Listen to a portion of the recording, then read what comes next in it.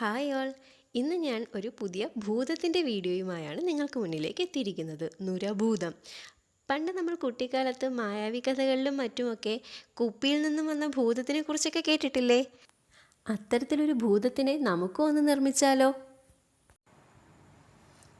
അതിനായി ആദ്യം ഒരു മുട്ടയുടെ വെള്ള ഒരു പാത്രത്തിലേക്ക് എടുക്കുക.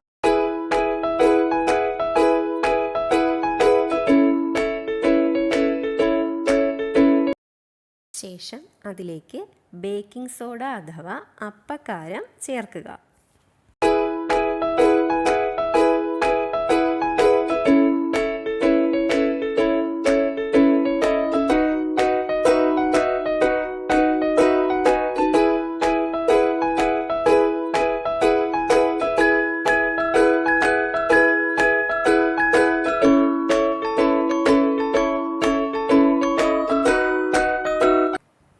അതിനുശേഷം അതിലേക്ക് ഫുഡ് കളർ ചേർത്ത് കൊടുക്കുക. ഫുഡ് കളർ ചേർക്കുമ്പോൾ ഏത് നിറം വേണമെങ്കിലും നമുക്കതിലേക്ക് ചേർക്കാവുന്നതാണ്. ഞാനിവിടെ മഞ്ഞ നിറത്തിലുള്ള ഫുഡ് കളറാണ് എടുത്തിരിക്കുന്നത്. അടുത്തതായി അതിലേക്ക് വിനാഗിരി ഒഴിച്ചു കൊടുക്കുന്നു. ഭൂം! നമ്മുടെ നുരഭൂതം ഇതാ വരുന്നു.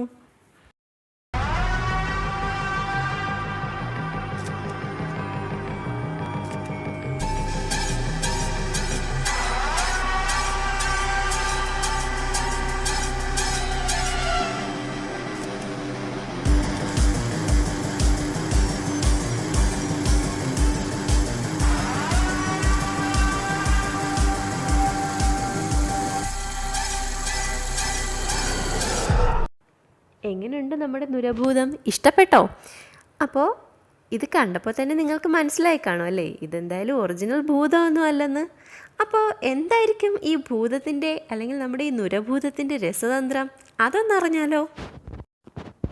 ഇവിടെ നമ്മൾ എടുത്തിരിക്കുന്ന സോഡാപ്പൊടി അല്ലെങ്കിൽ അപ്പക്കാരം അല്ലെങ്കിൽ ബേക്കിംഗ് സോഡ എന്ന് പറയുന്നത് സോഡിയം ബൈകാർബണേറ്റ് ആണ്.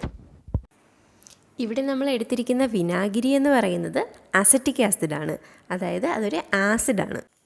ആസിഡുകൾ ബൈകാർബണേറ്റുകളുമായി പ്രവർത്തിച്ച് കാർബൺ ഡൈ ഓക്സൈഡ് വാതകത്തെ സ്വതന്ത്രമാക്കുന്നു.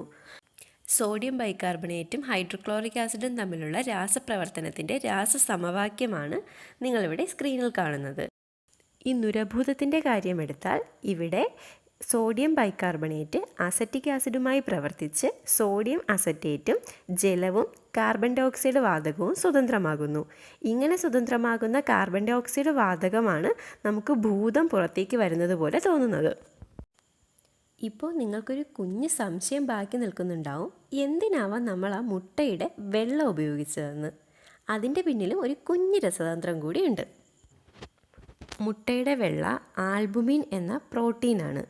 ആ പ്രോട്ടീനിലേക്ക് അസറ്റിക് ആസിഡ് ഒഴിക്കുമ്പോഴേക്കും ആ പ്രോട്ടീനിൻ്റെ യഥാർത്ഥ ഘടന നഷ്ടമാകുന്നു. ഈ പ്രവർത്തനത്തെയാണ് ഡീനേച്ചറേഷൻ ഓഫ് പ്രോട്ടീൻ എന്ന് പറയുന്നത്. ഇങ്ങനെ ഘടന നഷ്ടപ്പെട്ട പ്രോട്ടീനാണ് കാർബൺ ഡൈ ഓക്സൈഡ് വാതകത്തിനോടൊപ്പം പതയുടെ രൂപത്തിൽ പുറത്തേക്ക് വരുന്നത്. അതാണ് നമുക്ക് നുരഭൂതം പോലെ തോന്നുന്നത്. അപ്പോൾ ഇന്നത്തെ വീഡിയോ എല്ലാവർക്കും ഇഷ്ടപ്പെട്ടെന്ന് കരുതുന്നു. അടുത്ത വീഡിയോയുമായി വീണ്ടും വരുന്നത് വരേക്കും ബൈ.